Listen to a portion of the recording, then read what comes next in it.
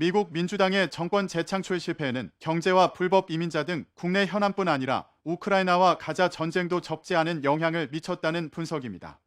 이번 대선에서 승리한 공화당 후보 도널드 트럼프 당선인은 본격적인 선거운동에 들어가기 전부터 조 바이든 대통령의 외교 정책을 적극적으로 비판하면서 민주당 정권과의 차별화를 추구했습니다. 특히 트럼프 당선인은 우크라이나에 대한 조 바이든 행정부의 적극적인 군사적 지원에 대해 분명하게 날을 세웠습니다. 미국의 경제적 이익과 직접적인 관련성이 낮은 우크라이나를 위해 천문학적인 예산을 쏟아부어야 할 이유가 있느냐는 것인데 트럼프는 지난 9월 대선 TV 토론회에서도 미국의 최선의 이익은 전쟁을 끝내는 것이라며 협상을 통한 종전을 주장했습니다.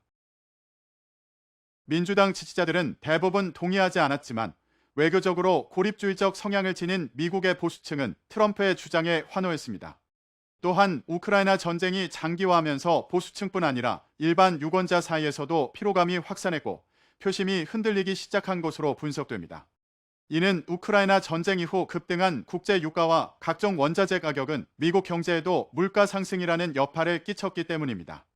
실제로 유권자들은 트럼프 당선인의 접근 방법에 더 높은 점수를 주는 것으로 나타났습니다. 지난달 12일 월스트리트 저널이 공개한 여론조사를 보면 7개 경합주 유권자 2,100명을 상대로 어떤 후보가 우크라이나 전쟁을 더 잘 다룰 수 있다고 생각하느냐는 질문의 응답자의 50%가 트럼프 전 대통령을 선택했습니다.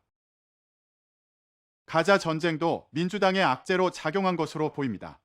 바이든 행정부는 지난해 10월 7일 발생한 팔레스타인 무장 정파 하마스의 테러를 비난하고 중동 지역의 핵심 동맹국인 이스라엘에 대한 전폭적인 지원을 약속했습니다. 또 가자 지구에 대한 인도적인 지원 필요성을 강조하면서 휴전 협상에도 적극 관여하는 모습을 보였으며 특히 이란을 공격하더라도 원유 시설이나 핵시설을 피하도록 이스라엘을 압박한 것으로 알려졌습니다.